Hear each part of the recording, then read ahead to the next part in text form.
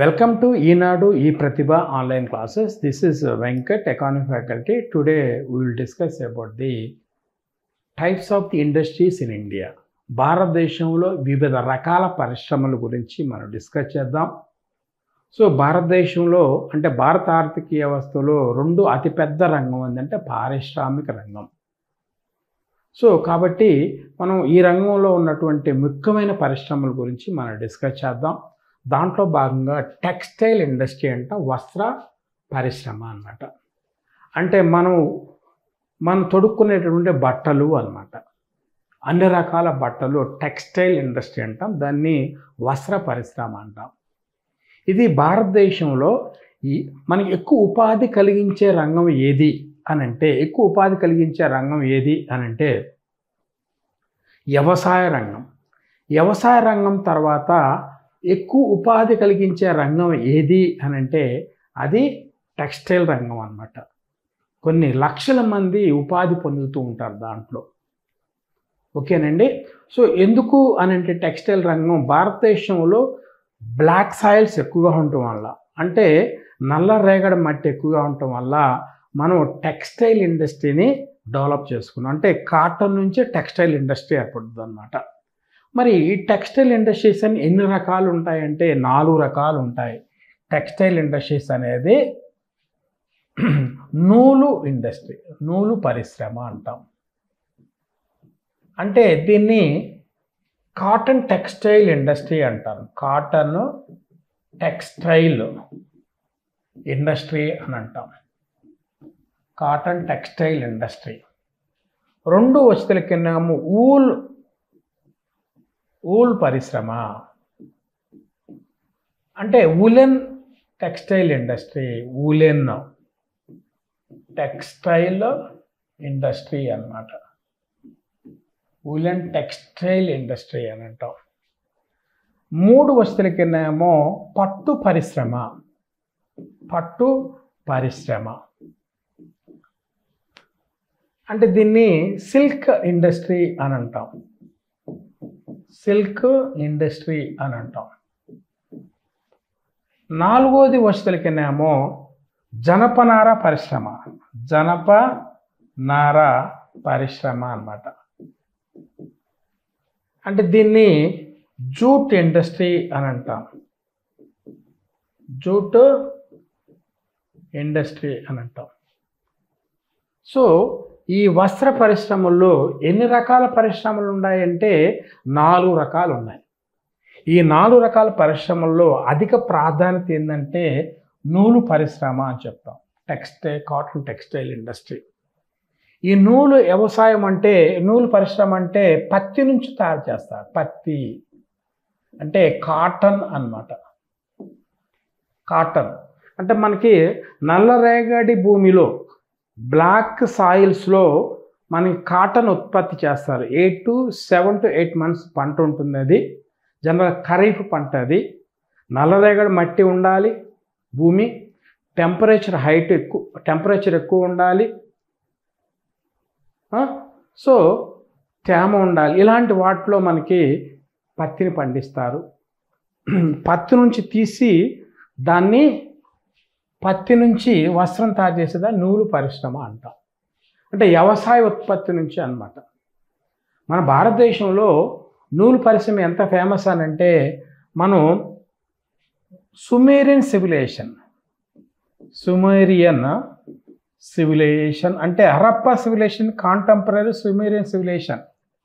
ఈ సుమేరియన్ సివిలైజేషన్లో మనం ఏం చేసాము, ఇండియాలో ఉన్న కాటన్ని సుమేరియా దేశాలకు ఎగుమతి చేసాం. అక్కడ కాటన్ పండించడానికి అవకాశం లేదు, ఇండియాలోనే పండించాలి. ఇండియాలో నల్లరేగడి మట్టి ఉంది కాబట్టి హరప్పా కాలంలో కాటన్ని పండించే వాళ్ళు సుమేరియన్ దేశానికి అక్కడ కాటన్ బేల్స్ ఐడెంటిఫై చేశారు.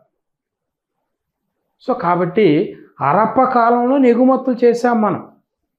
నెక్స్ట్ 2వ వస్తువుల కింద ఏమో సుమేరియన్ సివిలైజేషన్ అయిపోయిన తర్వాత రెండో అంశం ఏంటది, ఇక్కడ రోమ్ దేశానికి ఎగుమతి చేసేవాళ్ళు. అంటే అగ్గిపెట్టెలో పెట్టే క్లాత్, శారీస్ ఆ స్థాయిలో ఉన్నాం. అంటే ఉత్పత్తి ఎక్కువగా ఉంటే పరిశ్రమలు ఎక్కువైనా ఆటోమేటిక్గా దాంట్లో నైపుణ్యత సంపాదిస్తారు ప్రజలు. అగ్గిపెట్టెలో పట్టేటటువంటి శారీస్ని కూడా తయారు చేసేవాళ్ళు. మస్లిన్ శారీస్, మస్లిన్ క్లాత్ అనేది ఫేమస్ అన్నమాట. ఇండియా నుంచి ఎగుమతి చేసేవాళ్ళు రోమన్ కంట్రీస్కి. అక్కడ ధనిక వర్గం మహిళలు మస్లిన్ క్లాత్ను ఉపయోగించేవాళ్ళు దుస్తులుగా. మస్లిన్ ట్రాన్స్పరెంట్ అండి, బాడీ ట్రాన్స్పరెంట్గా కనపడుతూ ఉంటుంది. ఉన్నత వర్గానికి చెందిన స్త్రీలు దాన్ని ఉపయోగించేవాళ్ళు అన్నమాట. అయితే దానివల్ల లోకల్గా ఉన్న పరిశ్రమ textile industry, cotton textile industry దెబ్బతిందని దాన్ని ఏం చేశారు అని అంటే దాన్ని దిగుమతులను రద్దు చేశారు. అయిన రహస్యంగా భారతదేశం దిగుమతి చేసుకునేవాళ్ళు. తర్వాత యూరోపియన్ కంట్రీస్కి దీన్ని ఎగుమతి చేస్తున్నారు. సిల్క్ రూట్ ఏర్పడింది. ఓకేనండి. సో ఎనివే ఇండియా అనేది ఫేమస్ నూలు పరిశ్రమలో. ఊలు పరిశ్రమ అంటే ఉలెన్ అన్నమాట. అంటే మన షీప్, గోట్ ఉంటుంది కదా, మేక, దాని నుంచి వచ్చే ఉలెన్ని తీసుకొని దాన్ని క్లాత్గా తయారు చేస్తారు. స్వెటర్స్ వాటిలో ఉపయోగిస్తుంటారు. నెక్స్ట్ పట్టు పరిశ్రమ, సిల్క్ ఇండస్ట్రీ అన్నమాట. అంటే పట్టు పురుగుల్ని పెంచి వాటిని బాయిల్డ్ వాటర్లో వేసేసి దాని నుంచి దారం తీస్తారు. దాన్నే పట్టు వస్త్రాలు అంటారు. దాన్నే పట్టు. నెక్స్ట్ జనపనార పరిశ్రమ అంటే దాన్ని జూట్ ఇండస్ట్రీ అన్నమాట. అంటే ఈ వ్యవసాయ ఉత్పత్తి, ఈ జూట్ నుంచి వస్త్రాలను తయారు చేయటము, బ్యాగులను తయారు చేయటము, రకరకాలు అనమాట. ఎనివే మనకు కావాల్సింది టెక్స్టైల్ ఇండస్ట్రీలో నూలు పరిశ్రమ, ఊలు పరిశ్రమ, పట్టు పరిశ్రమ, జనపనార పరిశ్రమ అనేది ప్రసిద్ధి అనేది మనం చెప్పుకుంటాం. సో ఫస్ట్ మనకి నూలు పరిశ్రమ గురించి మనం డిస్కస్ చేద్దాం. ఇక్కడ చూడండి, నూలు పరిశ్రమ పత్తి నుంచి తయారు చేసేటటువంటి క్లాత్ అనమాట. దాన్ని కాటన్ టెక్స్టైల్ ఇండస్ట్రీ అని అంటాం. మరి కోల్కతాలో ఫస్ట్ అంటే మనం ఆల్రెడీ చెప్పుకున్న east India company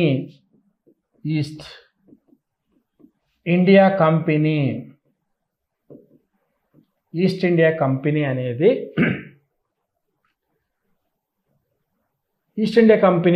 west Bengal ప్రాంతాన్ని ఆక్యుపై చేసుకుంది మొట్టమొదటిసారి. 1757 ప్లాసీ, 1764 బక్సర్.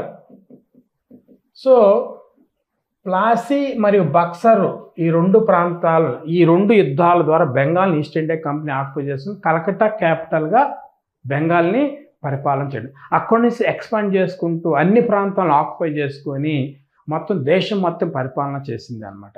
అందువల్ల బెంగాల్లో ఫస్ట్ నేషనల్ మూమెంట్ అనేది బెంగాల్ మూమెంటు అని అంటాం. ఫస్ట్ బెంగాల్లో విభజించటం వల్ల దాన్నే మూమెంట్ వచ్చింది, నేషనల్ మూమెంట్. అందువల్ల క్యాపిటల్ అనేది కలకత్తా నుంచి ఢిల్లీగా మార్చారు. First national movement. భారతదేశంలో పరిశ్రమలన్నీ ఈ బెంగాల్ ప్రాంతంలోనే స్టార్ట్ అయ్యాయి. ఎందుకంటే అక్కడ బెంగాల్ని ఈస్ట్ ఇండియా కంపెనీ ఆక్యుపై చేయటం వల్ల అక్కడ పరిశ్రమలు అనేది ఎక్కువగా స్థాపించబడ్డాయి. దానిలో భాగంగా కలకత్తా దగ్గర ఫోర్ట్ గ్లోస్టర్ వద్ద 1818లో ఆధునిక వస్త్ర పరిశ్రమని స్థాపించారు. కానీ ఇది విజయవంతం కాలేదు. క్వశ్చన్ అడుగుతారండి, మొట్టమొదటిసారి కాటన్ టెక్స్టైల్ ఇండస్ట్రీని ఎక్కడ స్టార్ట్ చేసిన? ఫోర్ట్ గ్లోస్టర్, కలకత్తా 1818 అన్నమాట. మరి 1854లో బొంబాయిలో నగరంలో పార్సీ పారిశ్రామికవేత్త అయిన కవాంజీ నానాభాయ్ దవార్ 5 లక్షల పెట్టుబడితో ప్రారంభించాడనమాట. సో కలకత్తా తర్వాత నెక్స్ట్ బొంబాయిలో స్టార్ట్ చేయడం జరిగింది. దీన్ని డిజైన్ రూపొందించింది విలియం ఫెయిర్బైమ్ అన్నమాట. 1856 నుండి ఉత్పత్తి ప్రారంభించడం జరిగింది. దీన్ని Bombay spinning and weaving company అని పేరు కూడా పెట్టారు దీనికి. ఓకేనండి. సరే, మరి ఇక్కడ కాటన్ టెక్స్టైల్ ఇండస్ట్రీ సక్సెస్ఫుల్ కావటం వల్ల టాటాలు, వాడియాలు కూడా ఈ రంగంలో ప్రవేశించారు. అంటే ఈ పరిశ్రమ స్థాపించడంలో ప్రవేశించారు. 1947 నాటికి భారతదేశంలో నూలు మిల్లుల సంఖ్య 423 చేరుకుంది అన్నమాట. 1818లో మొట్టమొదటిసారి కాటన్ టెక్స్టైల్ ఇండస్ట్రీ స్టార్ట్ చేస్తే 1947కి 423 పెరిగింది. అంటే దీంట్లో మనకి స్వావలంబన సాధించాము. కాటన్ టెక్స్టైల్ ఇండస్ట్రీలో సెల్ఫ్ రిలయన్స్ అంటే మనం ఇతర దేశాల నుంచి దిగుమతి చేసుకోకుండా మనమే తయారు చేసుకుంటున్నాము. ఇతర దేశాలు కూడా ఎగుమతి చేసుకునే స్థాయికి మనం చేరుకున్నాం అన్నమాట. మరి ఈ అతిపెద్ద వ్యవస్థీకృత పరిశ్రమ, ఎక్కువ మంది కార్మికులు ఉపాధి కల్పిస్తున్న పరిశ్రమ. మనం ఆల్రెడీ చెప్పుకున్న వ్యవసాయ రంగం తర్వాత ఎక్కువగా ఏ రంగంలో ఉపాధి కలుగుతుంది అంటే దీన్నే మనం ఏమంటాము. Next office of the textile commission of India ప్రకారం ఎక్కువ నూలు మిల్లులు తమిళనాడులో ఉన్నాయి అన్నమాట. అంటే కాటన్ టెక్స్టైల్ ఇండస్ట్రీస్ అనేది తమిళనాడులో ఉన్నాయి. తమిళనాడులో అందువల్ల తమిళనాడులోని తిరువూరికి భారతదేశం మొట్టమొదటి వస్త్ర పరిశ్రమ ప్రత్యేక ఆర్థిక మండలిని ఏర్పాటు చేసి స్పెషల్ ఎకనామిక్ జోన్ SEZ అని 2005 చట్టం ద్వారా ఏర్పాటు చేశారు. దీనివల్ల tax exemption, corporation income tax, GST ఇంకా అదర్ ట్యాక్సెస్ అనేది ఎగ్జంప్షన్ ఇస్తుంది. మొదట 5 సంవత్సరాలు, తర్వాత 5 సంవత్సరాలు, ఇట్లా దశల వారీగా ట్యాక్స్ ఎగ్జంప్షన్ ఇస్తుంది. ఎందుకంటే ఈ పరిశ్రమ స్థాపించడానికి విదేశీయులను కానీ లేదా ప్రోత్సహించడం కోసం ఇది అన్నమాట. దీన్ని ఎక్కువగా టెక్స్టైల్ ఫస్ట్ ఏప్రిల్ అనేది ఇక్కడ మనకి తిరువూరులో స్టార్ట్ చేశారు. ఫస్ట్ స్పెషల్ ఎకనామిక్ జోన్, ఇది చాలా ఇంపార్టెంట్ అండి. మరి office of the textile commission of India ప్రకారం ఎక్కువ నిల్మలు ఎక్కడ ఉన్నాయి? తమిళనాడులో ఉన్నాయి. మరి తిరువూరులో స్పెషల్ ఎకనామిక్ జోన్ ఏర్పడింది. అయితే ఇక్కడేమో రాష్ట్రాలు ఇవ్వబడ్డాయి. ఈ రాష్ట్రాలలో ఇటువంటి సంబంధించిన జిల్లాల్లో కానీ ప్రాంతాల్లో కానీ కాటన్ టెక్స్టైల్ ఇండస్ట్రీ అనేది డెవలప్ అయ్యాయి అనేది మనం చెప్పుకుంటాం. ఇప్పుడు చూడండి, మహారాష్ట్ర తీసుకుందాం. బొంబాయి ఫేమస్, భివాండి, సాంగ్లీ, ఔరంగాబాద్, షోలాపూర్, నాగపూర్, పూణే, నాసిక్ అనేది ఫేమస్ అన్నమాట కాటన్ టెక్స్టైల్ ఇండస్ట్రీస్కి. నెక్స్ట్ గుజరాత్ తీసుకుందాం. అహ్మదాబాద్, బరోడా, సూరత్, రాజ్కోట్, భావనగర్, వడోదరా ఇవన్నీ ఫేమస్ అన్నమాట. నెక్స్ట్ తమిళనాడు తీసుకుంటే కోయంబత్తూర్, తాంజావూర్, రామనాథపురం, మదురై, సేలం, చెన్నై, తిరునెల్, ఈరోడ్ దేశంలో అత్యధికంగా నూలు పరిశ్రమ గల రాష్ట్రం అన్నమాట తమిళనాడు. ఉత్తరప్రదేశ్ తీసుకుందాం. కాన్పూరు, మోడీనగర్, అత్రాస్, షహర్నాపూర్, ఆగ్రా, రాంపూర్, ఇటావా. మరి పంజాబ్ వస్తేనేమో అమృత్సర్ ఫేమస్ అన్నమాట. అమృత్సర్ అనేది ఫేమస్గా చెప్పుకుంటాం. కర్ణాటక తీసుకుందాం. బెంగళూరు, బళ్ళారి, మైసూరు, హుగ్లీ, దావణగిరి ఈ ఫేమస్గా మనం చెప్పుకుంటాం. ఓకేనండి. నెక్స్ట్ ఆంధ్రప్రదేశ్ తీసుకుందాం. ధర్మవరం, వెంకటగిరి, అనంతపురం, గుంటూరు ఫేమస్. తెలంగాణ హైదరాబాద్, వరంగల్. పశ్చిమ బెంగాల్ ముర్షిదాబాద్, హుగ్లీ. మధ్యప్రదేశ్ ఇండోర్, గ్వాలియర్ ఫేమస్గా చెప్తాం. అంటే మనకి textile industry match the following అని అంటాడు. ఓ పక్కన ప్రాంతం స్టేట్లు ఇస్తాడు, జిల్లాలు ఇస్తాడు. మ్యాచ్ ద ఫాలోయింగ్ అనేది మనం తీసుకోవాలి. అన్నమాట. మరి దేశంలో నూలు మిల్లు మొదటగా ఏర్పడిన ప్రాంతాల వరుసగా ముంబాయి, అహ్మదాబాద్, కోయంబత్తూరు అని చెప్పుకుంటాము. మరి దేశంలో అతిపెద్ద టెక్స్టైల్ కంపెనీలు Arvind textile, Vardhman, Welspun India textiles అనేది మనం చెప్పుకుంటాం. మరి వస్త్ర పరిశ్రమకి ఫేమస్ అంటే ఇక్కడ చూడండి, ఫస్ట్ మనకి ప్రపంచంలో ఇండస్ట్రియల్ రెవల్యూషన్ అనేది ఏ ప్రాంతంలో ప్రారంభమైంది అని అంటే మనకి ఇంగ్లాండ్లో ప్రారంభమైంది మొట్టమొదటిసారి. అది ఏ రంగంలో అంటే టెక్స్టైల్ ఇండస్ట్రీలో ప్రారంభమైంది.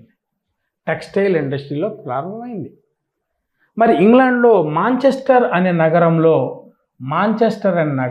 మొట్టమొదటిసారి ఇది బాగా అంటే పరిశ్రమలు బాగా స్థాపించారు. పారిశ్రామిక విప్లవం ప్రపంచంలో మొట్టమొదటిసారి ఎక్కడ ఏర్పడింది? ఇంగ్లాండ్లో ఏర్పడింది, యూకేలో. అది ఏ ప్రాంతంలో అని అంటే మాంచెస్టర్ అనే టెక్స్టైల్ రంగంలో మాంచెస్టర్ అనే ప్రాంతంలో ప్రారంభమైంది. అంటే మాంచెస్టర్ అనేది ఇంపార్టెంట్ సిటీ అన్నమాట యూకేలో.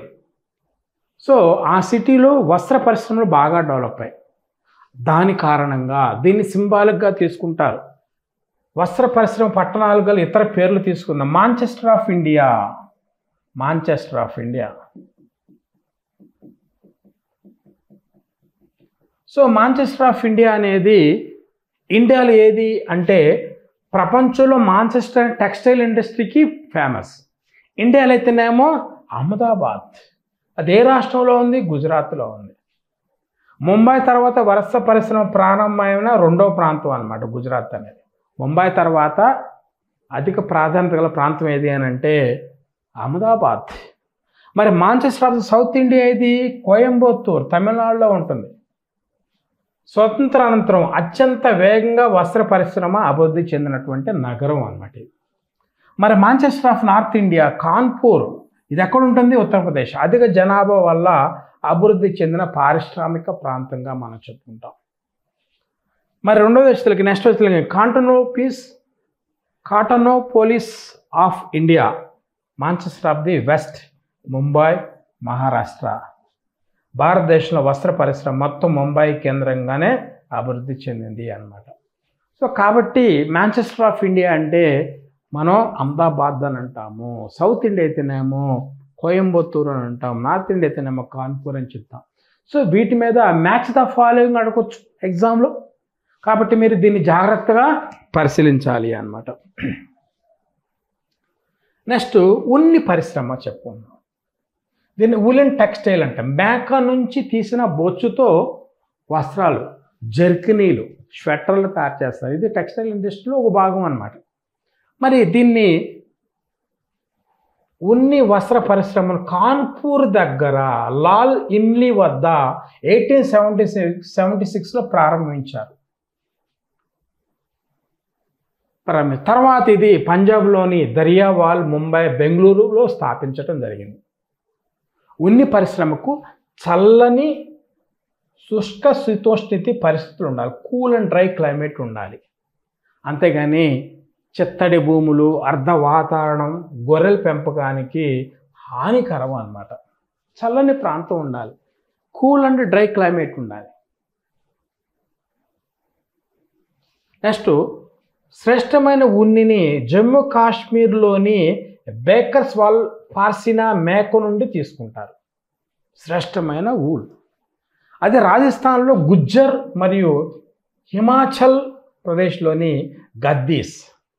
జమ్మూ కాశ్మీర్ అయితేనేమో బేకర్స్ వాల్స్ పార్సినా మేక నుండి, రాజస్థాన్ అయితే గుజ్జర్స్ నుంచి, హిమాచల్ అయితేనేమో గద్దీస్ ప్రజలు అంగోరా జాతి మేక నుండి సేకరిస్తారు అన్నమాట.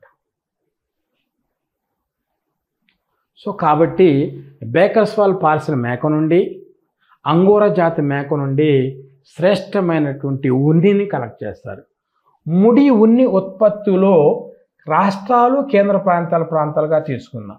ఇది రాజస్థాను, జమ్మూ అండ్ కాశ్మీరు, తర్వాత కర్ణాటక, తెలంగాణ, గుజరాత్. సో రాజస్థాన్, జమ్మూ అండ్ కాశ్మీర్ అనేది ఉన్ని పరిశ్రమలకి ముఖ్యమైన ప్రాంతాలు. ఉన్ని ఉత్పత్తికి టాప్ ప్లేస్లో ఉన్నాయి. మరి ఉలెన్ టెక్స్టైల్ ఇండస్ట్రీస్ ఉత్పత్తిలో ఏది? పంజాబు, మహారాష్ట్ర. ముడి ఉత్పత్తి ఏమో రాజస్థాన్, జమ్మూ అండ్ కాశ్మీర్. వస్త్రాల తయారీలో అయితే పంజాబ్, మహారాష్ట్ర. మరి ఇక్కడేమో రాష్ట్రాలు ఇవ్వబడ్డాయి, ఇక్కడేమో ఉన్ని పరిశ్రమల కేంద్రాలు ఏర్పడ్డాయి, కేంద్రాలు ఉన్నాయి. పంజాబ్ దరియావాల్, అమృత్సర్, లూధియానా. మహారాష్ట్ర ముంబాయి. ఉత్తరప్రదేశ్ కాన్పూర్, ఆగ్రా, వారణాసి, మిర్జాపూర్. గుజరాత్ వదోదర, అహ్మదాబాద్, జామ్నగర్. రాజస్థాన్ అల్వార్, బికనూర్, బోధపూర్, జైపూర్. ఇలాంటి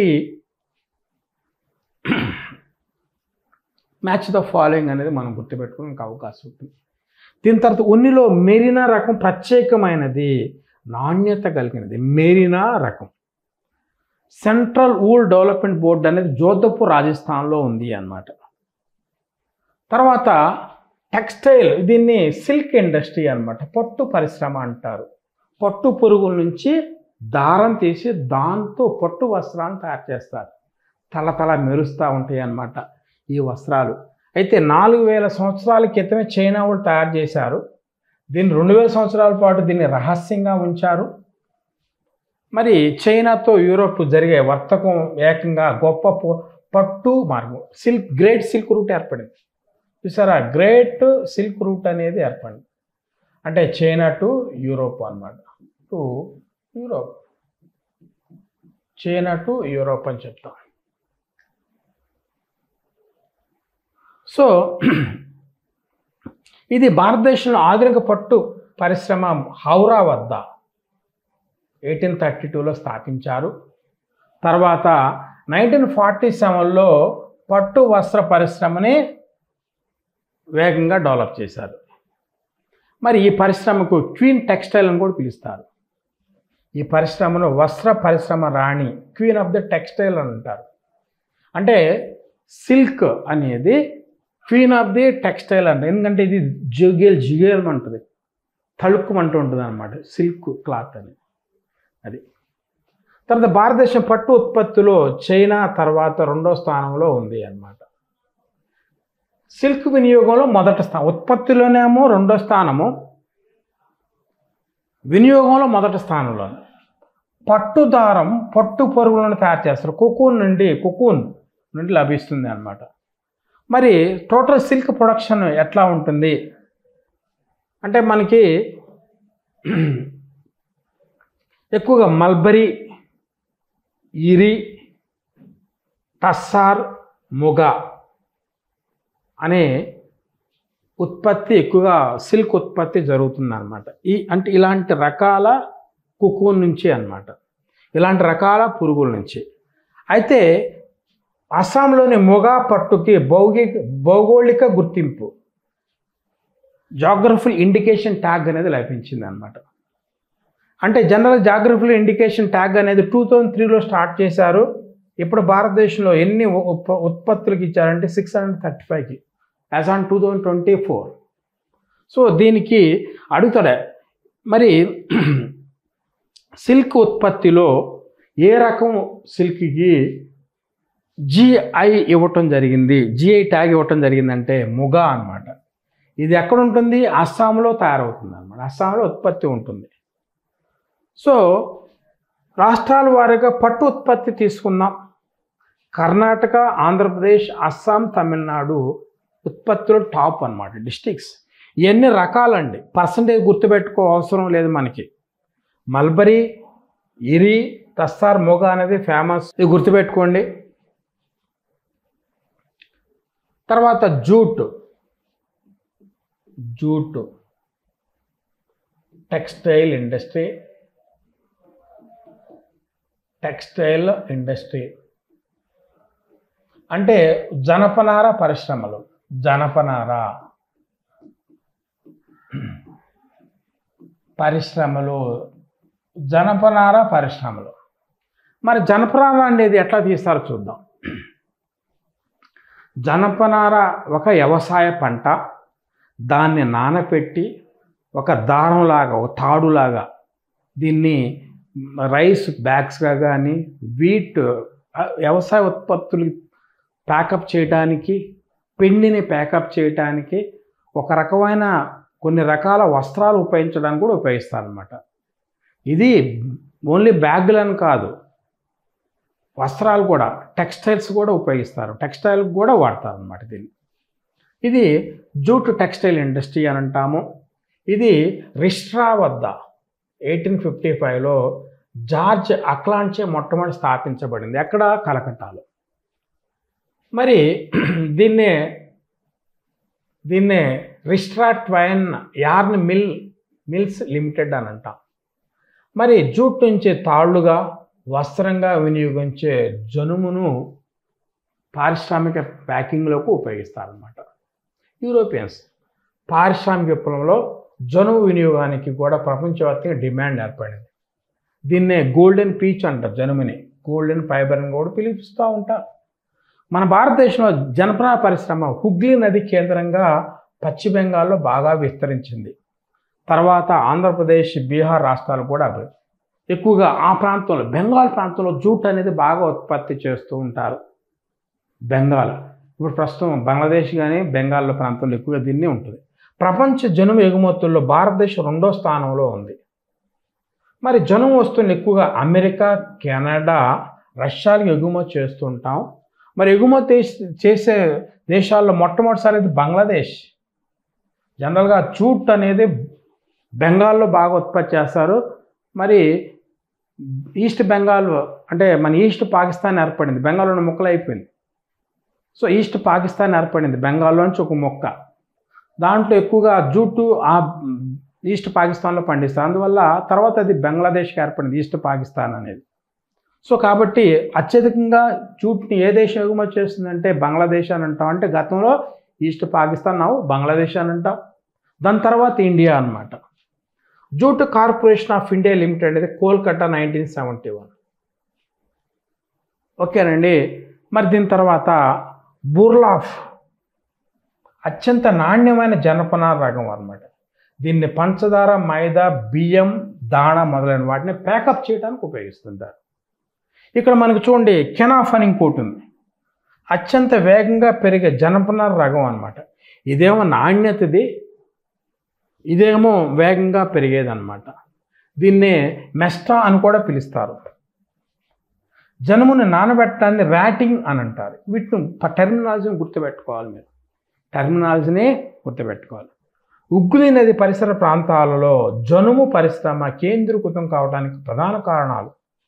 ఉగ్లి నది ప్రాంతంలో జూటు పరిశ్రమ అభివృద్ధి చెందటానికి కారణాలు ఏంటి అనేది తీసుకుందాం. తక్కువ ధరకు దొరికే కూలీలు అన్నమాట. ఎక్కువ ఎందుకంటే జనసాంద్రత ఎక్కువగా ఉంటుంది, వ్యవసాయ భూమి ఎక్కువగా ఉంది కాబట్టి, పంట తీవ్రత ఎక్కువగా ఉంటుంది కాబట్టి, స్థూల వ్యవసాయ భూమి ఎక్కువగా ఉంది కాబట్టి, అంటే ఒకటి కంటే ఎక్కువ పంటలు వేస్తూ ఉంటారు. ఒక సంవత్సరం కాలంలో పంట తీవ్రత ఎక్కువగా ఉంటుంది, దిగుబడి ఎక్కువగా ఉంటుంది కాబట్టి అదేమైందంటే మిగులు అనేది సంపదగా మారింది. సంపద పెరగటం వల్ల జనసాంద్రత కూడా, పాపులేషన్ డెన్సిటీ కూడా పెరిగింది అన్నమాట.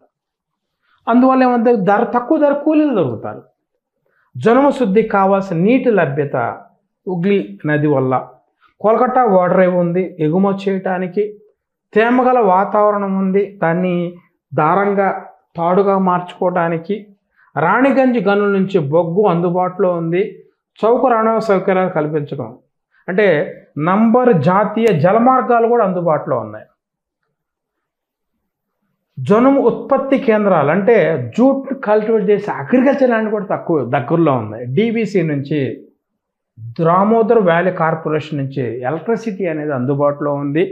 చౌకైన రవాణా సౌకర్యాలు, జనుము ఉత్పత్తి కేంద్రాలు ఉంటాయి. ఇవన్నీ పాజిటివ్ ఆస్పెక్ట్స్గా అన్నమాట. అంటే ఉగ్లి ప్రాంతంలోనే జూట్ పరిశ్రమలు స్థాపించడానికి ప్రధాన కారణాలు అనేది ఇవన్నీ మనం చెప్పుకుంటాం.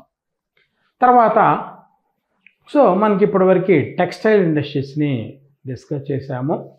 తర్వాత మనకి ఐరన్ స్టీల్ ఇండస్ట్రీ అన్నమాట. ఇది ఖనిజ ఆధారంగా ఏర్పడ్డ పరిశ్రమ అన్నమాట. సో ఇది భారతదేశంలో చాలా ప్రసిద్ధిగాంచినటువంటి పరిశ్రమలు ఉన్నాయి. భారతదేశంలో అతిపెద్ద పరిశ్రమలు ఉన్నాయి, ఎక్కువ పెట్టుబడితో కూడుకున్న పరిశ్రమలు అన్నమాట. ఓకేనండి. మనకి పారిశ్రామ అభివృద్ధి జరగడానికి ఇది ప్రధాన కారణం ఐరన్ స్టీల్ ఇండస్ట్రీ. దీన్ని కీ ఇండస్ట్రీ అని కూడా అంటారు. Iron steel industry key industry అంటే దీంట్లో తయారయ్యే వస్తువు అనేది వేరే పరిశ్రమకి ముడిసరుకుగా పనిచేస్తుంది. అందుకని కీ ఇండస్ట్రీ అంటాం. మౌలిక పరిశ్రమ, ఆధార పరిశ్రమ, బేసిక్ కీ ఇండస్ట్రీ అని చెప్తున్నాం. ఏ దేశానికైతే కీ ఇండస్ట్రీ ఎక్కువగా ఉంటాయో మౌలిక పరిశ్రమలు, ఆ దేశం పారిశ్రామిక అభివృద్ధి ఏర్పడటానికి అవకాశం ఉంటుంది అనమాట. పరిశ్రమలు పెరగటానికి వేగవంతం అనేది పెరుగుతుంది. ఓకేనండి. చూడండి 1830లో జోసియా మార్షల్ హీట్ అనే బ్రిటిష్ సివిల్ సర్వెంట్ మద్రాసులోని పోర్ట్ నోవా వద్ద ప్రారంభించాడు. లొకేషన్ ఏమో Madras. British civil service employee. ఓకేనండి. ఏ సంవత్సరం 1830లో. కానీ ఇది విఫలమైందన్నమాట. 1864లో బరాకర్ నది ఒడ్డున కుల్టీ పశ్చిమ బెంగాల్ వద్ద ఐరన్ ప్లాంట్ని స్టార్ట్ చేశారు అన్నమాట. సో ఏ నది ఒడ్డున? బరాకర్ నదిన. ఎక్కడ బెంగాల్ వెస్ట్ బెంగాల్లో కుల్టీ ఐరన్ స్టీల్ ఇండస్ట్రీని ఐరన్ ప్లాంట్ని స్టార్ట్ చేశారు. బెంగాల్ ఐరన్ వర్క్స్ కంపెనీని 1817లో జేమ్స్ ఎర్కిన్సన్ ఆధ్వర్యంలో స్థాపించబడింది. ఇది 1875 నుండి ఉత్పత్తి ప్రారంభమైంది. ఇది కేవలం పిగ్ ఐరన్ మాత్రమే ఉత్పత్తి చేస్తుంది. తర్వాత ఇది ఇస్కోలో ఇది విలీనం అవ్వడం జరిగింది అన్నమాట. ఇండియన్ ఐరన్ స్టీల్ కార్పొరేషన్ ఇది బర్నాపూర్ వెస్ట్ బెంగాల్లో ఉంది అన్నమాట. ఇది ప్రజెంట్ స్టీల్ అథారిటీ ఆఫ్ ఇండియాలో ఇది ఉంది. ఓకేనండి. మరి చూడండి 1907లో జార్ఖండ్ వద్ద టిస్కో ప్రస్తుత ఏర్పడింది. టిస్కో అన్నమాట. TISCO Tata iron steel corporation Jamshedpur. చూడండి ఈయన టాటా కంపెనీ అనమాట. ఇండియాలో సెకండ్ లార్జెస్ట్ కంపెనీ ఏదంటే టిస్కో. ఇండియాలో first toppest highest private company ఏదంటే టిస్కో. బొకారో అయితేనేమో లార్జెస్ట్ కంపెనీ ఇండియా. మరి ప్రైవేట్లో ఏది అని అంటే టిస్కో అని చెప్పుకుంటున్నాం. ఇది ఎప్పుడు ఏర్పడింది? 1907లో ఏర్పడింది. ఎక్కడ ఏర్పడింది? జార్ఖండ్. అంటే ఫస్ట్ జంషెడ్పూర్గా దీన్ని భారత్ ఉక్కు నగరం అని చెప్తాం. ఇది ఉక్కు పరిశ్రమ పితామహుడు ఎవరు అని అంటే father of iron steel industry Jamshed Tata. Jamshed Tata అనేది దీన్ని స్టార్ట్ చేశారు. అందువల్ల ఆయన father of the iron steel industry అని అంటాం.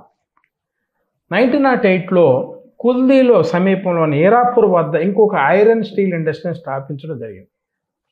మనం చూడండి ఐరన్ స్టీల్ ఇండస్ట్రీ కావాల్సినటువంటి ముఖ్యమైన పదార్థాలు ఏంటి, ముఖ్యమైనటువంటి ముడి సరుకులు ఏమిటి? రా మెటీరియల్ అన్నమాట. రా మెటీరియల్ ఏంటి?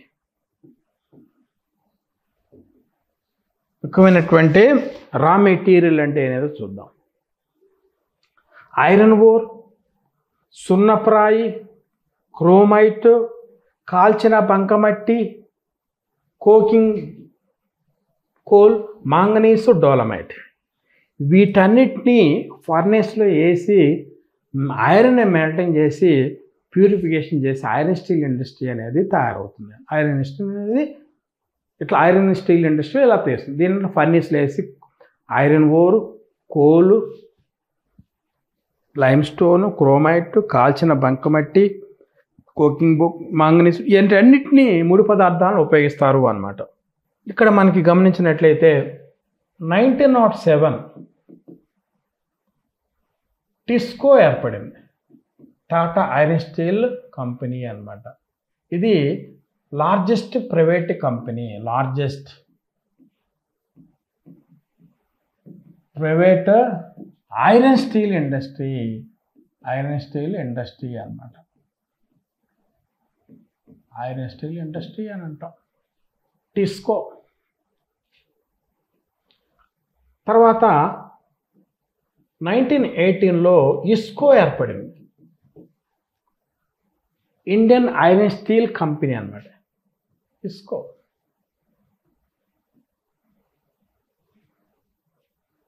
ఇది జంషెడ్పూర్లో ఉంది. జంషెడ్పూర్ జార్ఖండ్లో ఉంది. ఇది వచ్చేసరికినేమో బర్నాపూర్ వెస్ట్ బెంగాల్. మరి 1923లో VISCO Visvesvara iron steel company, Visvesvaraya iron steel company. Okay, ఇది భద్రావతి కర్ణాటక.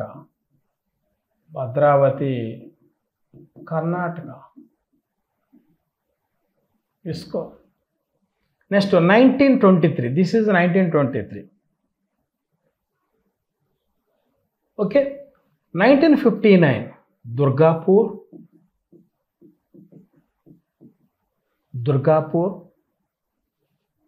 రూర్కెలా,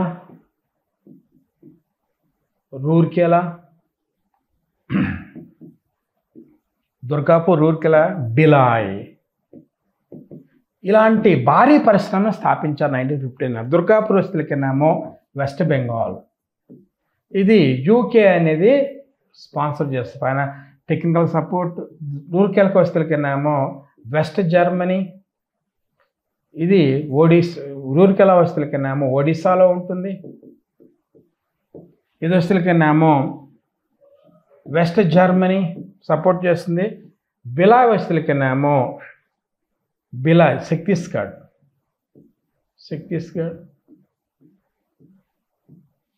మరి ఛత్తీస్గఢ్ వస్తువులకేమో ఇది USSR, United Soviet socialistic republic. దీన్నే 1991 తర్వాత రష్యాగా మారింది అన్నమాట.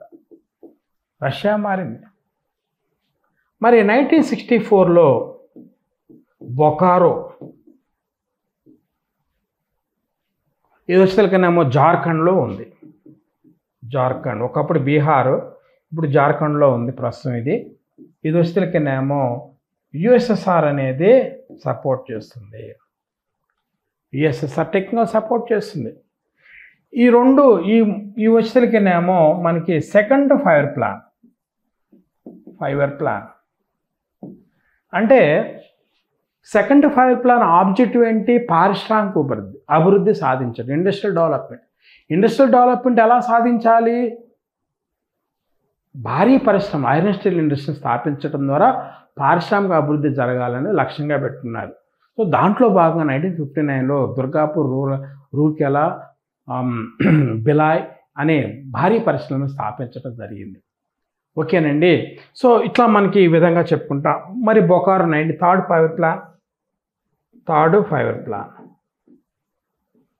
ప్లాన్. సో ఇది మనకి ఆర్డర్.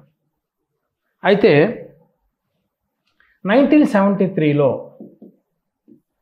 సెయిల్ అనేది ఏర్పడింది. సెయిల్ అంటే స్టీల్ అథారిటీ ఆఫ్ ఇండియా అంటాం. Steel authority of India. So దీంట్లో ఎన్ని పరిశ్రమలు ఉన్నాయి అంటే, ఒకటి బిలాయ్ 1959 యుఎస్ఎస్ఆర్ సపోర్ట్, ఛత్తీస్గఢ్ స్టేట్లో ఉంది. ఛత్తీస్గఢ్. రెండో దశలకేమో దుర్గాపూర్, ఇది 1959. ఇది యూకే టెక్నికల్ సపోర్ట్. ఇది వెస్ట్ బెంగాల్లో ఉంది. అంటే సెయిల్ అథారిటీ కింద ఈ పరిశ్రమలు ఉన్నాయి అన్నమాట. రూర్కెలా. సో రూర్కెలా తీసుకుందాం మనం. ఈ రూర్కెలా వస్తువులకేమో ఒడిస్సాలో 1959 ఒడిస్సా. ఇది వెస్ట్ జర్మనీ అనేది టెక్నికల్ సపోర్ట్ ఇస్తుంది. 1990 చూడండి, 1945లో జర్మనీని British, France, America, next Russians ఓడించటం వల్ల ఈ జర్మనీని ఆక్యుపై చేసుకున్నారు Americans, Russians. West Germany, East Germany. So ఒకటేమో యూకే, అమెరికా వాళ్ళు ఆక్యుపై చేసుకున్నారు. ఇంకో మొక్కను వస్తే రష్యన్స్ ఆక్యుపై చేసుకున్నారు. 1991లో ఇది 1945లో 2 ముక్కలైంది. ఎందుకంటే ఫస్ట్ వరల్డ్ వార్లో జర్మనీని ఓడించారు, సెకండ్ వరల్డ్లో కూడా జర్మనీని ఓడించారు. సో జర్మనీని ఆక్యుపై చేసుకున్నారు. 1991లో యుఎస్ఎస్ఆర్ డిసింటిగ్రేషన్ అంటే 15 దేశాలుగా విభజించటం వల్ల అక్కడ కమ్యూనిజం అనేది పతనం కావటం వల్ల ఇది 2 ముక్కలు అనేది మళ్ళీ యునైటెడ్ జర్మనీ ఏర్పడింది. 1991లో యునైటెడ్ జర్మనీ ఏర్పడింది. అంటే ఈ మధ్యన గోడని రద్దు చేశారు, పగలకొట్టేసేసి West Germany, East Germany divide చేసే గ్రేట్ వాల్ని బద్దలు కొట్టేసి యునైటెడ్ జర్మనీ అనేది 1991లో ఏర్పడింది. అంటే 1945 నుంచి 1991 వరకు 2 పార్ట్స్గా ఉండే వెస్ట్ జర్మనీ, ఈస్ట్ జర్మనీ. అందువల్ల వెస్ట్ జర్మనీ అనేది సపోర్ట్ ఇచ్చింది. మరి ఇస్కో ఇది 1919లో 1918లో ఏర్పడింది. ఇది ఇది బర్నాపూర్ వెస్ట్ బెంగాల్లో ఉంటుందన్నమాట. వెస్ట్ బెంగాల్లో ఉంది. ఇది వెస్ట్ బెంగాల్లో ఉంది. ఈ 4 పెద్ద పరిశ్రమలు 4, మరి 1982లో 6, 7 ఈ 3 చిన్న పరిశ్రమలు సేలం తమిళనాడు, సేలం, విజయనగరం. సో విజయనగరం వచ్చేసరికినేమో ఇది కర్ణాటక స్టేట్లో ఉంటుంది. విశాఖ స్టీల్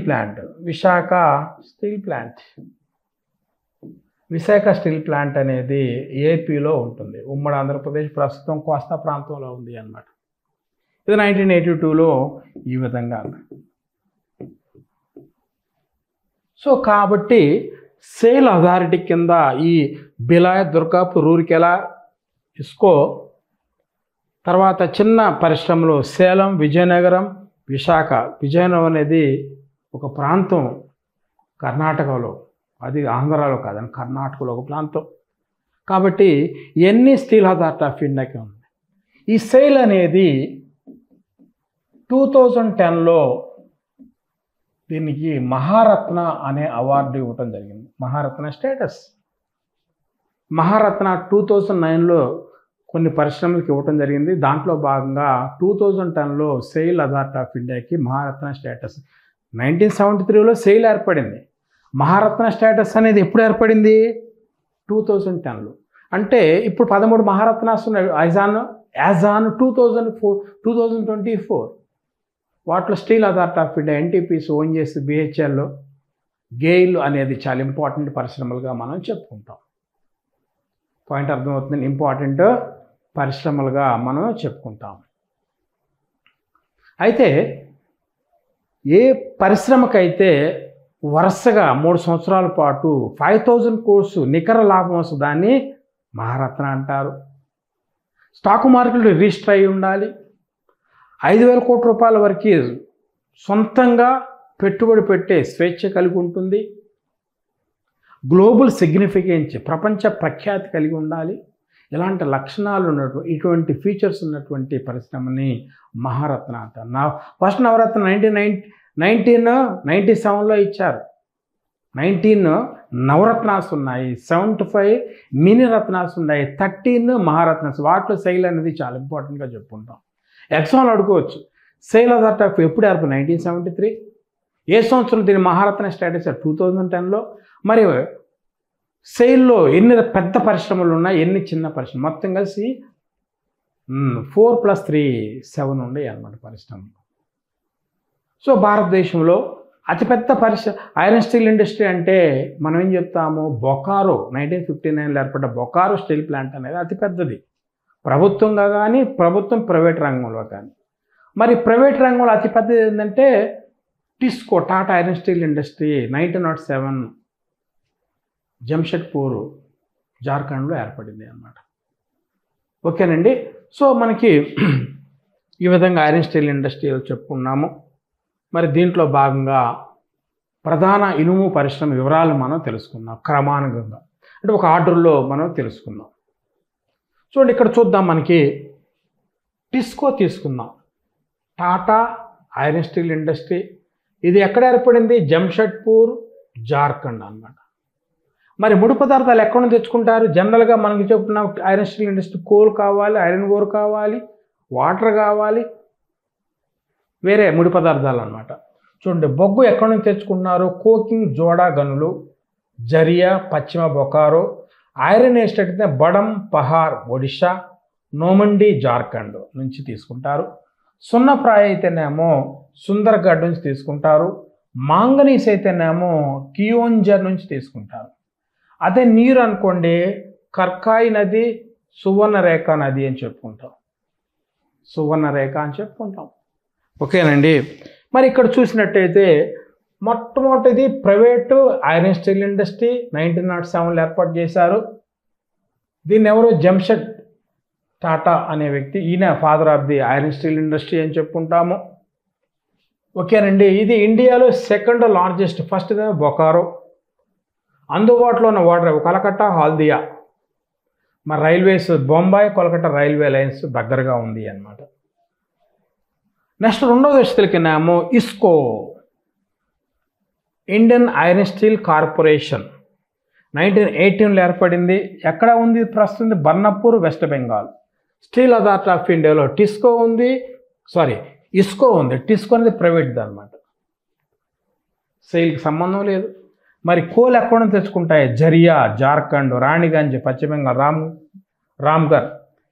ఇనుము వచ్చి తెలికినేమో గువా, సింగంబం, జార్ఖండ్. మాంగనీస్ వచ్చి తెలికిన క్యూఎంజర్ గనులు, ఒడిషా. నీరు బరాకర్ నది, సున్నప్రాయ్, సుందర్గర్ నుంచి తీసుకుంటారు అన్నమాట.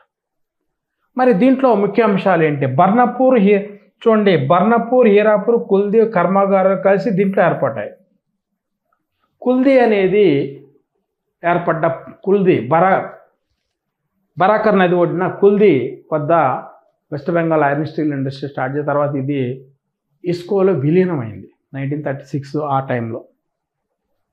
సో 1972-73 ఉక్కు ఉత్పత్తి గణన తగ్గడంతో కేంద్ర ప్రభుత్వం దీన్ని స్వాధీనం చేసుకోవడం జరిగింది, సెయిల్లో భాగమైంది అన్నమాట. తర్వాత VSL Bhadravati, Visvesvaraya iron steel limited, 1923లో ఏర్పడింది. భద్రావతి నది అన్నమాట, కర్ణాటక. మరి ఇనుము వచ్చే కెమన్గండ్ గనులు, ఇనుము అయితే. సున్నపుర అయితేనేమో బండిగుడ్డ గనులు. మాంగనీస్ అయితేనేమో షియోగా, చిత్తదుర్గ. నీరు అయితేనే భద్రావతి నది నుంచి తీసుకుంటున్నారు. మరి విద్యుత్ అయితేనేమో శరావతి జల విద్యుత్, జోగుపాల్ జలపాతం అన్నమాట. మరి దీంట్లో ముఖ్యమైన అంశం ఏంటో చూద్దాం. 1923లో మొదటగా మైసూర్ ఐరన్ స్టీల్ వర్క్ ఏర్పడింది. 1972లో విఎస్ఎల్గా పేరు మార్చారు. తర్వాత దీన్ని ప్రభుత్వం స్వాధీనం చేసుకుంది అన్నమాట. ప్రభుత్వం స్వాధీనం చేసుకుంది. నెక్స్ట్ బిలాయ్, 1959లో ఏర్పడింది. సెకండ్ ఫైర్ ప్లాన్లో బిలాయ్, దుర్గాపూర్, ఛత్తీస్గఢ్. కోర్బా నుంచి బొగ్గు తెచ్చుకుంటున్నారు. ఛత్తీస్గఢ్ నుంచి కర్గాలి గనులు, కోర్బా, ఛత్తీస్గఢ్. కర్గాలి గనులు జరియాగఢ్ నుంచి కోల్ తెచ్చుకుంటున్నారు. ఇనుమైతేనేమో దల్లి, రాజారా గనులు, దుర్గా. సున్నపుర అయితేనేమో నందిని గనుల నుంచి తెచ్చుకుంటున్నారు అన్నమాట. తర్వాతనేమో రెండో పంచవర్ష ప్రణాళికలో దీన్ని ప్రవేశపెట్టడం జరిగింది. సోవియట్ యూనియన్ దీన్ని సపోర్ట్ ఇస్తుంది. ఓకేనండి. నెక్స్ట్ దుర్గాపూర్, 1959 ఏర్పడింది. దుర్గాపూర్, వెస్ట్ బెంగాల్. కోళ్ళు ఎక్కడి నుంచి తెచ్చుకుంటున్నారు అంటే జరియా, రాణిగంజ్, బుర్ద్వాన్, పశ్చిమ బెంగాల్ నుంచి తెచ్చుకుంటున్నారు. మరి ఇనుము వచ్చేసరికి నొముండి, బొలాని, గువా. సున్నపుర అయితేనేమో ఒడిశా నుంచి తెచ్చుకుంటున్నారు. మాంగనీస్ అయితేనేమో జందా, క్యూఎంజర్ నుంచి తెచ్చుకుంటున్నారు. నీరైతే దామోదర్ నది, ఎలక్ట్రిసిటీ అయితేనేమో Damodar valley corporation, Damodar valley corporation.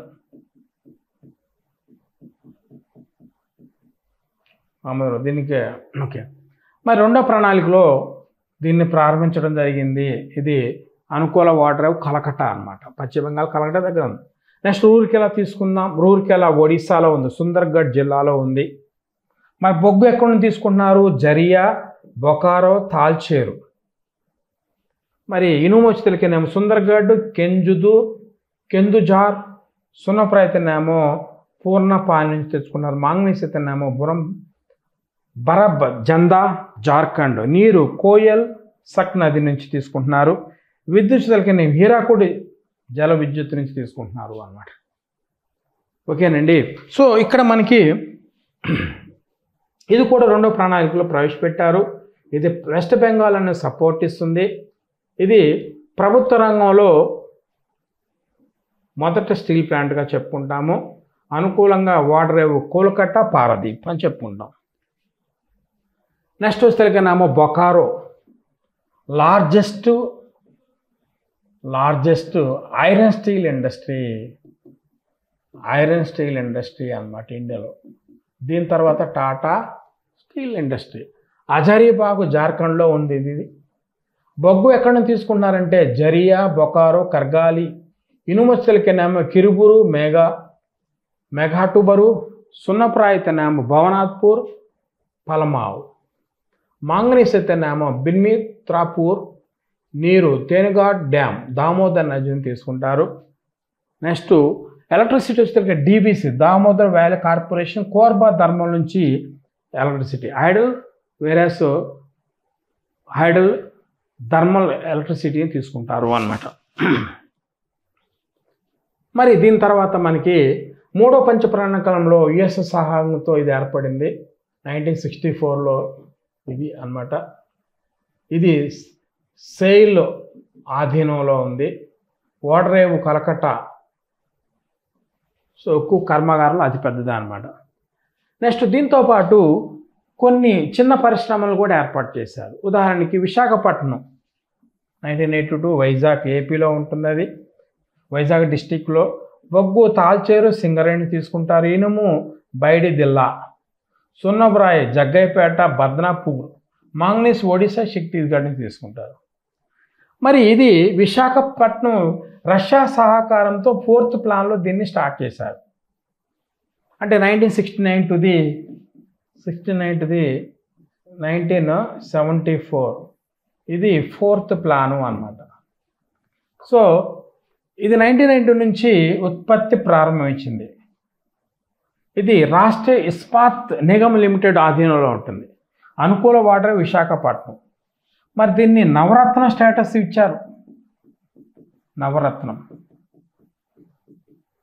నవరత్న స్టేటస్ వచ్చేసరికేమో 2010లో దీనికి నవరత్న స్టేటస్ అని ఇవ్వడం జరిగింది. సెయిల్కి అయితేనేమో 2010లో మహారత్న. విశాఖ స్టీల్ ప్లాంట్కి అయితేనేమో 2010లో స్టీల్ ప్లాంట్ అనేది ఇవ్వడం జరిగింది. ఓకేనండి. నెక్స్ట్ సేలం, ఈ తమిళనాడులో 1982లో ఏర్పడింది. ఇది వివిధ ప్రాంతాల నుంచి ముడి సరుకుల్ని, ముడి పదార్థాలని సేకరిస్తుంది. స్టెయిన్లెస్ స్టీల్ తయారీకి ఇది ఫేమస్ అన్నమాట. ఇది నాణ్యాల తయారీకి ఇక్కడి నుంచే జరుగుతుంది. భారత ప్రభుత్వానికి అంటే ₹2 నుంచి ₹500 వరకు ఆర్బీఐ కాగిత ద్రవ్యాన్ని ముద్రించి దాని మీద RBI governor present Shaktikant Das, 25th RBI governor Shaktikant Das ఆయన పేరు ఉంటుంది. మరి ₹1 కాగితము ముద్రించి దాని మీద finance secretary Somanathan, present finance secretary Somanathan, so ఆయన సంతకం ఉంటుంది. అన్ని రకాల నాణ్యాలు ఫైనాన్స్ డిపార్ట్మెంట్ ముద్రిస్తుంది. దానికి సంబంధించిన సేకరణ అంటే నాణ్యాలు కావాల్సిన మెటల్ని ఎక్కడి నుంచి సేకరిస్తుంది అని అంటే చూడండి, సేలం ఐరన్ స్టీల్ ఇండస్ట్రీ నుంచి సేకరిస్తుంది అనమాట. విజయనగరం అంటే ఇది కర్ణాటకలో ఉంటుంది 1982. హాస్పేట్ కర్ణాటక. ఇనుమొచ్చలకేనేమో బళ్ళారి నుంచి తీసుకుంటుంది. కోల్ అయితేనేమో కన్హలోయ ఛత్తీస్గఢ్. సింగరేణి తెలంగాణ. సున్నప్రాయి కర్ణాటక. మాంగనీస్ కర్ణాటక ఆంధ్రప్రదేశ్. నీరు తుంగభద్ర రిజర్వాయర్ నుంచి తీసుకుంటుంది. మరి దీని ప్రత్యేకత ఏంటంటే దీనికి వాటర్ వ్యవస్థలకే న్యూ మంగళూరు అనేది వాటర్ వేవ్ అనమాట. దీనికి చూడండి, మనకి ఇప్పుడు టెక్స్టైల్ ఇండస్ట్రీ చెప్పుకున్నాము, ఐరన్ స్టీల్ ఇండస్ట్రీ చెప్పుకున్నాము. దీని తర్వాత మనకి షుగర్ ఇండస్ట్రీ అన్నమాట. ఈ షుగర్ ఇండస్ట్రీ అనేది టెక్స్టైల్ ఇండస్ట్రీ తర్వాత ఎక్కువ ఉపాధి కలిగించేది అంటే షుగర్ ఇండస్ట్రీ. మరి షుగర్ ఇండస్ట్రీ ఎట్లా ఏర్పడుతుంది అని అంటే షుగర్ కేన్ వ్యవసాయ ఉత్పత్తి నుంచి ఏర్పడుతుంది. ఇది ముడి సరుకుల మీద, ముడి పదార్థాల ఆధారంగా ఏర్పడే పరిశ్రమ అన్నమాట ఇది. ఓకేనండి. చూడండి, 1904లో బీహార్లోని సరాన్ వద్ద మొట్టమొదటిసారి షుగర్ ఇండస్ట్రీ ఏర్పాటు చేశారు. 1933లో సహకార విధానంలో 4 చోట్ల 16 షుగర్ ఇండస్ట్రీస్ని ఏర్పాటు చేశారు. సహకారం కోఆపరేటివ్ సొసైటీస్ ద్వారా. మరి దాంట్లో 2 ఆంధ్రప్రదేశ్లోని ఏటికొప్పాక, ఉయ్యూరులో స్థాపించారు. 1952లో తణుకు వద్ద ఆంధ్ర షుగర్ లిమిటెడ్ని ఏర్పాటు చేశారు. ఇది వస్త్ర పరిశ్రమ తర్వాత రెండో ముఖ్యమైన పరిశ్రమ. ఎందుకంటే ఎక్కువ మంది ఉపాధి కలిగిస్తుంది. వ్యవసాయ రంగం తర్వాత టెక్స్టైల్ ఇండస్ట్రీ. టెక్స్టైల్లో మీకు తెలుసు 4 రకాల పరిశ్రమలు ఉంటాయి. ఒకటి నూలు, ఊలు, పట్టు పరిశ్రమ, జనపనార పరిశ్రమ అన్నమాట. అందువల్ల ఎక్కువ తర్వాత షుగర్ ఇండస్ట్రీ అన్నమాట. చూడండి, పంచదార పరిశ్రమల యొక్క ఉప ఉత్పత్తులు ఏంటో అనేది మనం పరిశీలిద్దాం. ఉప ఉత్పత్తులు అన్నమాట. సో పంచదార పరిశ్రమలో పంచదార కూడా బెల్లం కూడా ఉత్పత్తి చేస్తారు. చూడండి, బగాసి అనే చెరుకు రసం నుండి సంగ్రహించే పీచు వ్యర్థ పదార్థం అన్నమాట. చూడండి, బగాసి ఒక పీచు వ్యర్థ పదార్థం. దీన్ని ప్రధానంగా బాయిలర్లో ఇంధనంగా ఉపయోగిస్తారు, ఎరువులకు ఉపయోగిస్తారు, నైలాన్ రెసిన్ తయారీకి ఉపయోగిస్తారు, కాగిత పరిశ్రమలో ఉపయోగిస్తారు. బగాసి అనే ఒక పీచు వ్యర్థ పదార్థము. తర్వాతనేమో ఇది పేపర్కి పల్ప్గా ఉపయోగిస్తారు. చెరుకు మడ్డి, షుగర్ కేన్ మడ్, దీన్ని ఎరువుల తయారీకి, పశువుల రాణాకు, పళ్ళ పొడి, వ్యాక్స్ తయారీకి వినియోగిస్తారు. Next molasses. ఈ మొలాసిస్ అనేది చివరిగా ఏర్పడే వేస్టేజ్ మెటీరియల్ అనమాట. దీని నుంచి రమ్ము, ఆల్కహాల్, వెనిగర్, పశువుల దాణా, ఎరువుల తయారీకి ఉపయోగిస్తారు అన్నమాట. నెక్స్ట్ ఫర్నేస్ బూడిద. అంటే చూడండి, ఫర్నేస్లో ఏర్పడ్డటువంటి వ్యర్థ పదార్థం, దీన్ని ఎరువుగా తయారీకి ఉపయోగిస్తారు అన్నమాట. మరి చక్కెర ఉత్పాదకత ఉత్తరాది రాష్ట్రాల్లో పోల్చి దక్షిణాది రాష్ట్రాలు ఎక్కువగా ఉంటుంది.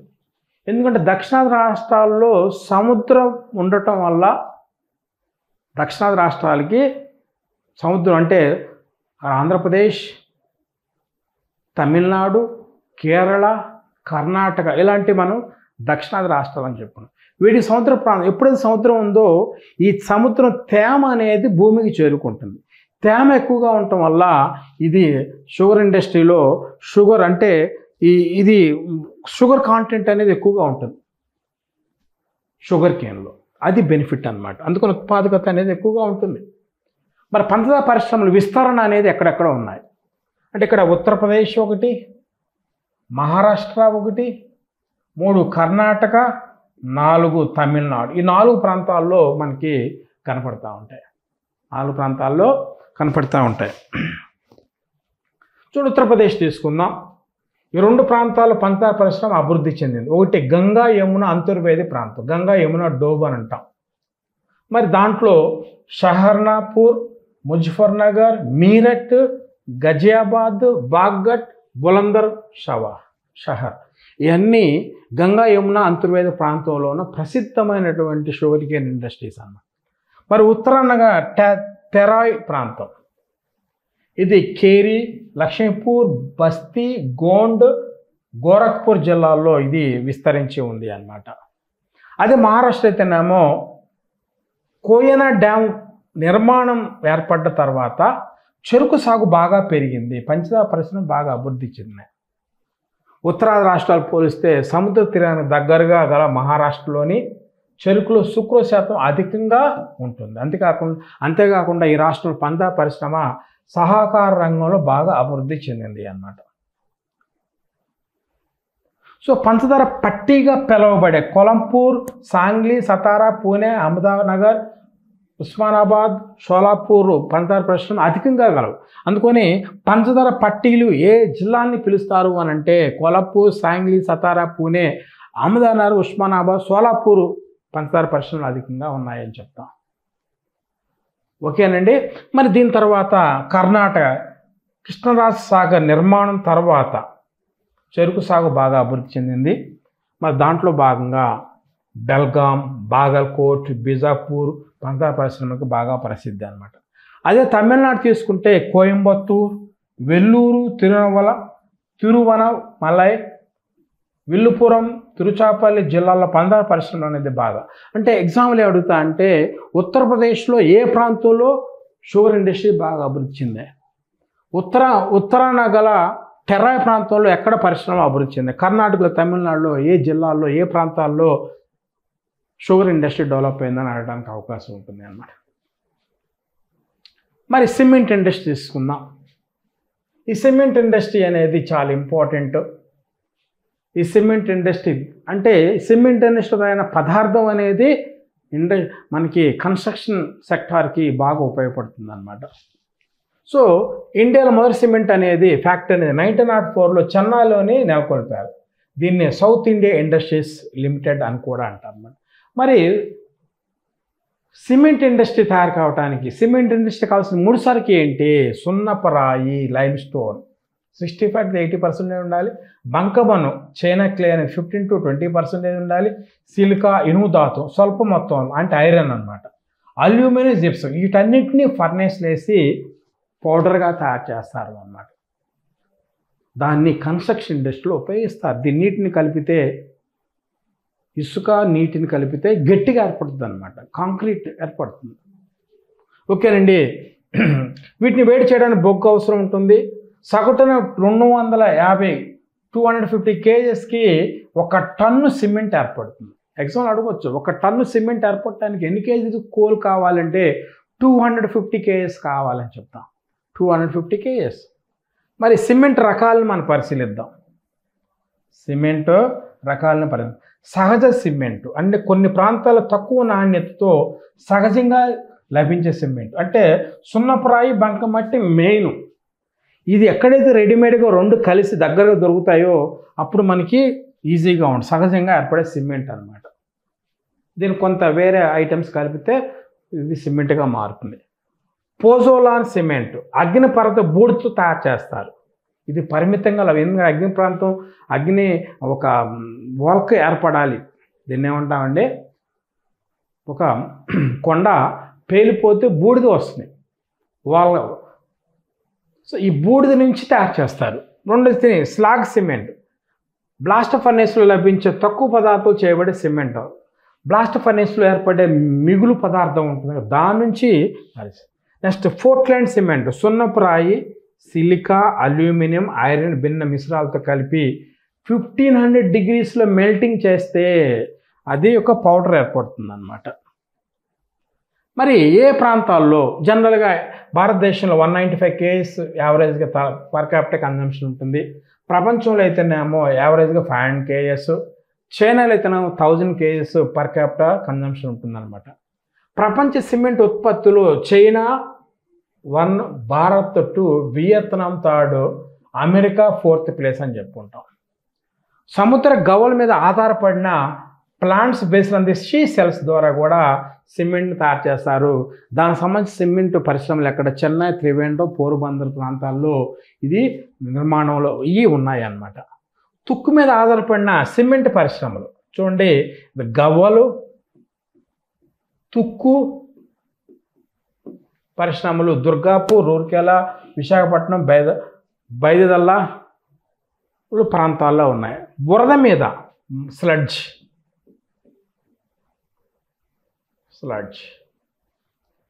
అంటే ఇది ఎరువుల పరిశ్రమలో కనపడతాయి. దేశంలో సిమెంట్ పరిశ్రమలు ఎక్కువగా రాష్ట్రాలు రాజస్థాన్ 38 పరిశ్రమలు ఉండే, ఆంధ్రప్రదేశ్ 31, తమిళనాడు, కర్ణాటక ప్రసిద్ధిగా మనం చెప్పుకుంటాం. మరి షుగర్ ఇండస్ట్రీలో రాష్ట్రాలు తీసుకుందాం. షుగర్ ఇండస్ట్రీలో రాష్ట్రాలు ముఖ్యమైన ప్రదేశాలు అన్నమాట. తమిళనాడు దాల్మియాపురం, అలంగులం, తులుక్కపట్టి, మధురై, పలయూర్, సంగరిదుర్గ్ అనే ప్రాంతాల్లో మనకి ఈ సిమెంట్ ఇండస్ట్రీస్ అనేది ఉన్నాయి అన్నమాట. మధ్యప్రదేశ్లో అయితేనేమో సాత్నా, కట్నీ, బాన్మోర్. అదే ఛత్తీస్గఢ్ అయితేనేమో జామల్, మందర్ ప్రాంతాల్లో మనకి ఎక్కువగా కనబడుతూ ఉంటాయి. అదే ఆంధ్రప్రదేశ్లో అయితేనేమో కృష్ణా, విశాఖపట్నం, గుంటూరు, కర్నూలు, కడప జిల్లాల్లో ప్రసిద్ధి అన్నమాట. ఎందుకంటే ఈ సిమెంట్ ఇండస్ట్రీ ఏర్పడ కావాల్సిన రా మెటీరియల్ అనేది ఈ ప్రాంతాల దగ్గరలో ఉన్నాయి అన్నమాట. అది కారణంగా చెప్పుకుంటాం. సో నెక్స్ట్ తెలంగాణలో బసంత నగర్, పెద్దపల్లి జిల్లా, నల్గొండ, ఆదిలాబాద్. గుజరాత్లో అయితేనేమో సిక్కా, అహ్మదాబాద్, ద్వారకా, పోర్బందర్ అని చెప్పుకుంటాం. అదే రాజస్థాన్ అయితేనేమో సవాయ్ మాధోపూర్, లకేరి, చిత్తోడ్గఢ్, ఉదయ్పూర్ అనేది రాజస్థాన్లో ఈ ప్రాంతాల్లో మనకి సిమెంట్ ఇండస్ట్రీస్ అనేది స్థాపించబడ్డాయి. చూడండి, ఎరువుల పరిశ్రమ తీసుకుందాం. ఫెర్టిలైజర్స్ అన్నమాట. అంటే వ్యవసాయానికి ఎరువులు కావాలి, ఎన్పికే అంటే యూరియా అన్నమాట. సో యూరియా ఇట్లా మనకి ఎరువులు పరిశ్రమలు అనేది వ్యవసాయానికి అవసరం అన్నమాట. భారతదేశము ఎక్కువగా మనకి భారతదేశంలో ఎక్కువ ఉపాధి ఏ రంగంలో అంటే వ్యవసాయ రంగం. సో వ్యవసాయ రంగం పెద్దది ఉపాధి కల్పనలో. కాబట్టి దానికి వ్యవసాయానికి ఎంత కావాలి, ఏం కావాలి, మనకి ఎరువులు కావాలి. ఎరువులకు సంబంధించిన పరిశ్రమను మనం పరిశీలిద్దాం. 1906లో చెన్నై సమీపంలో రాణిపేట వద్ద మొట్టమొదటిసారి ఎరువుల కర్మాగారాన్ని ఏర్పాటు చేశారు. ఇది సింగిల్ సూపర్ ఫాస్ఫేట్ SSP అని ఉత్పత్తి చేసే కర్మాగారం. మొదట భారీ ఎరువుల కర్మాగారం 1943లో స్థాపించారు. కేరళలోని ఉద్యోగ మండల్ వద్ద స్థాపించారన్నమాట. దీని పేరు ఏంటంటే ఫెర్టిలైజర్స్ అండ్ కెమికల్ ట్రావెన్కోర్ లిమిటెడ్గా పేరు పెట్టారు దీనికి. మరి స్వాతంత్ర అనంతరం ఎరువుల కర్మాగారం 1951లో జార్ఖండ్లోని సింద్రి వద్ద ఏర్పాటు చేయడం జరిగింది. మరి హరిత విప్లవం 1966లో ఏర్పడింది. హరిత విప్లవం అనేది అంటే కొన్ని రెట్లు వ్యవసాయ ఉత్పత్తులు పెరిగినాయి. గోధుమలు, paddy, wheat, cotton, potato, maize, jowar, వీటిలో కొన్ని రెట్లు అంటే అధిక దిగుబడి నుంచి విత్తనాలని మనం మెక్సికో, ఇండోనేషియా లాంటి దేశాల నుంచి దిగుమతి చేసుకొని భారతదేశంలో అప్లై చేయడం వల్ల హరిత విప్లవం 1966లో ఏర్పడింది. కనుక ఈ హరిత విప్లవం వల్ల ఆహార ఉత్పత్తులు కొన్ని రెట్లు పెరిగినాయి అన్నమాట. కాబట్టి వ్యవసాయ ఉత్పత్తులు పెరిగిందంటే వ్యవసాయ తీవ్రత. సో వ్యవసాయ తీవ్రత అనేది పెరిగింది అన్నమాట. అంటే ఒకటి కంటే ఎక్కువ పంటలు వేస్తున్న దిగుబడి ఎక్కువ వస్తుంది. కాబట్టి ఎరువులు కూడా ఎక్కువ అవసరం ఉంటాయి అన్నమాట. అందువల్ల దీనికి మనకి కన్జంప్షన్ అనేది ఎక్కువ అవసరం వచ్చింది. పరిశ్రమలు బాగా ఎరువుల పరిశ్రమలు సంబంధించిన పరిశ్రమ బాగా అభివృద్ధి చెందిన హరిత విప్లవం తర్వాత ఫెర్టిలైజర్స్ డిపార్ట్మెంట్ వార్షిక నివేదిక 1920 ప్రకారం దేశంలో యూరియా వినియోగంలో 86%, ఫాస్ఫేట్ వినియోగంలో చూడండి యూరియా వినియోగంలో 18%, ఫాస్ఫేట్ వినియోగంలో 50% అనేది దేశంలో ఉత్పత్తి చేస్తున్నారు. ఓకేనండి. మరి చైనా, అమెరికా తర్వాత ప్రపంచంలో ఎరువుల ఉత్పత్తులు ఇండియా 3rd స్థానం ఉంది. ఫస్ట్ చైనా, USA, తర్వాత ఇండియాగా మనం చెప్పుకుంటాం. 1, 2, 3 అనేది మనం చెప్పుకుంటాం. మరి రాష్ట్రాల్లో అయితేనేమో ఎక్కువగా ఈ ఫెర్టిలైజర్స్ ఇండస్ట్రీస్ ఎక్కువగా ఏ రాష్ట్రాల్లో ఉన్నాయంటే గుజరాత్, తమిళనాడు, ఉత్తరప్రదేశ్, మహారాష్ట్ర. ఈ 4 రాష్ట్రాలు ఎక్కువగా కేంద్రీకృతమై ఉన్నాయి. మరి ఈ ఎరువుల పరిశ్రమలు బొగ్గు గనులు, ఇనుము, ఉక్కు, చమురు శుద్ధి కేంద్రాలు తయారే ఉత్పత్తులు ఉంటాయి కదండి. చూడండి బొగ్గు గనులు, coal industry, iron steel industry, refinery ఇండస్ట్రీస్లో ఏర్పడ్డ వ్యర్థ పదార్థాలు ఎరువుల ఇండస్ట్రీలో ఎరువుల పరిశ్రమలో ఉపయోగిస్తారు అన్నమాట. ఎరువుల పరిశ్రమలో ఉపయోగిస్తారు. ఓకేనండి. అందువల్ల భారతదేశంలో ఎరువుల ఫ్యాక్టరీలు బొగ్గు క్షేత్రాలకు, ఐరన్ స్టీల్ ఇండస్ట్రీస్కి, రిఫైనరీ ఇండస్ట్రీకి దగ్గరలో ఉంటాయి. ఎందుకంటే ట్రాన్స్పోర్ట్ ఈజీ అవుతుంది కదా, ఖర్చు తగ్గిద్ది కదా. ఇది కారణం అన్నమాట. మరి ప్రభుత్వ రంగ ఎరువు కర్మాగారాలు ఎక్కువ ఉండే పబ్లిక్ సెక్టార్ ఫెర్టిలైజర్స్ ప్లాంట్స్ అన్నమాట. పరిశ్రమలు చూడండి FACT అంటే ఫెర్టిలైజర్స్ కెమికల్స్ ట్రావెన్కోర్ 1943లో ఏర్పడింది. ఇది కొచ్చిన్ ప్రాంతము. యూనిట్లు 2. ప్రాంతాలు ఎక్కడ ఉద్యోగ మండల్, అంబాలమేడు, కొచ్చిన్ డివిజన్ కేరళలో. ఇది కేరళలో ఉంది. Next FCI fertilisers corporation of India limited 1961లో ఏర్పడింది. నోయిడా, ఉత్తరప్రదేశ్. మరి యూనిట్లు ఎన్ని? 5. మరి ఎక్కడ? సింద్రి, రామగుండం, తాల్చేరు, గోరఖ్పూర్, కోబ్రా, Chhattisgarh. Next NLC Neyveli lignite corporation NLC 1966లో ఏర్పడింది. ఇది ప్రాంతం నైవేలి అన్నమాట. ఎక్కడ? తమిళనాడు. మరి MFL Madras fertilisers limited, MFL Madras fertilisers limited 1966లో ఏర్పడింది. మనాలి, చెన్నైలో ఉంది అన్నమాట. మరి ఏ స్టేట్ కిందకు వస్తుంది? Tamil Nadu. NFL national fertilisers limited అనేది 1974లో ఏర్పడింది. నోయిడా అన్నమాట, ఢిల్లీకి దగ్గర. నంగల్, బంటిడా పంజాబు, ఇది ఎన్ని పరిశ్రమలు ఉన్నాయి? 5 పరిశ్రమలు ఉన్నాయి. నంగల్, బంటియాండ, పానిపట్టు, విజయపూర్, మధ్యప్రదేశ్. సో కాబట్టి ఈ 5 పరిశ్రమలు విజయపూర్ 1, 2 ఉన్నాయి, 3, 4, 5 మొత్తం పరిశ్రమ.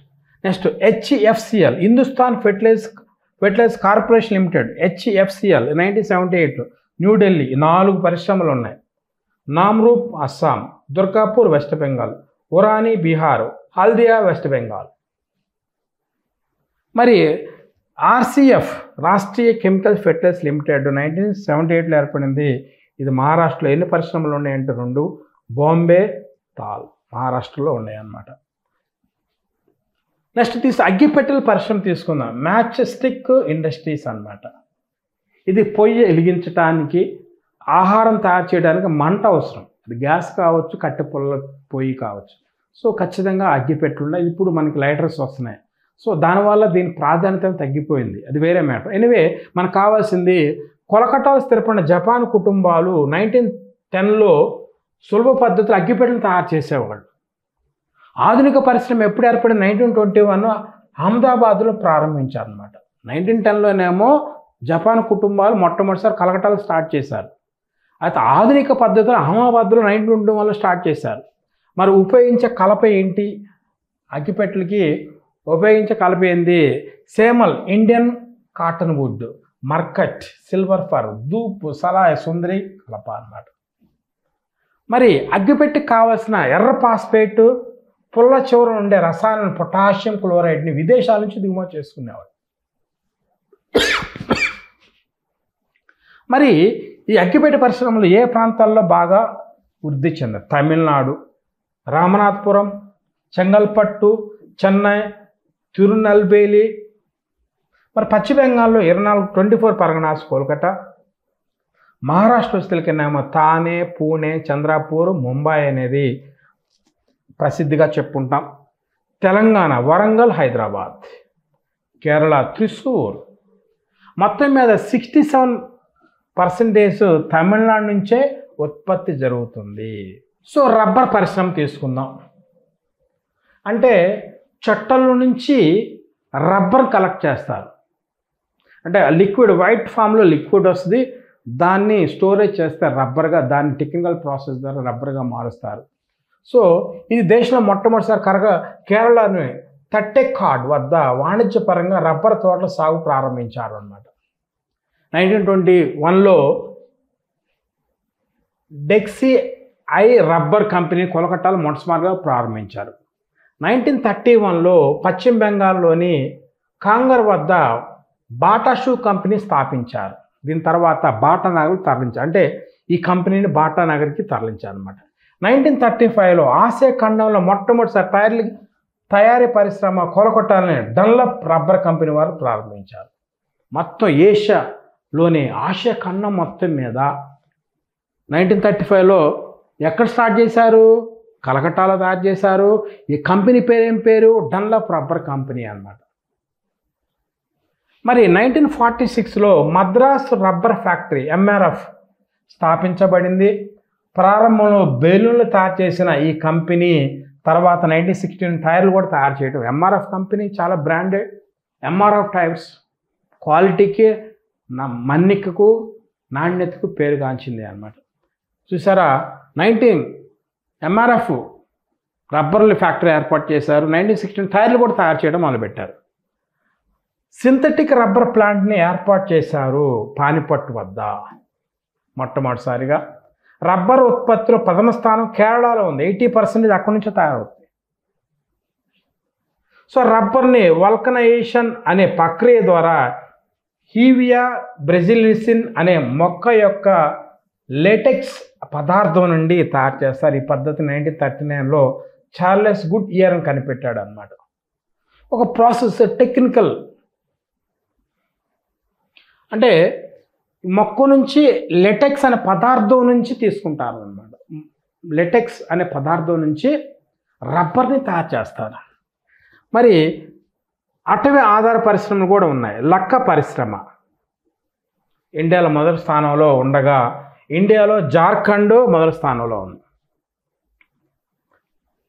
మరి తునిక తెండు పరిశ్రమ మధ్యప్రదేశ్, రెజిన్ పరిశ్రమ అరుణాచల్ ప్రదేశ్, చీపురు కట్టలుగా అయితేనే మేఘాలయకు బాగా ప్రసిద్ధి అన్నమాట. అంటే ఇది ఫారెస్ట్ రిలేటెడ్ అన్నమాట, ఫారెస్ట్ రిలేటెడ్. సో ఇప్పటివరకు మనం ఇండస్ట్రియల్ రీజన్స్ ఐడెంటిఫై చేశాము.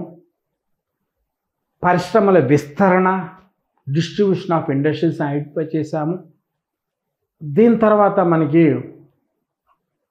ఇండస్ట్రియల్ పాలసీ, పారిశ్రామిక విధానాలు 1946, 1956, 1977, 1980, 85, 91.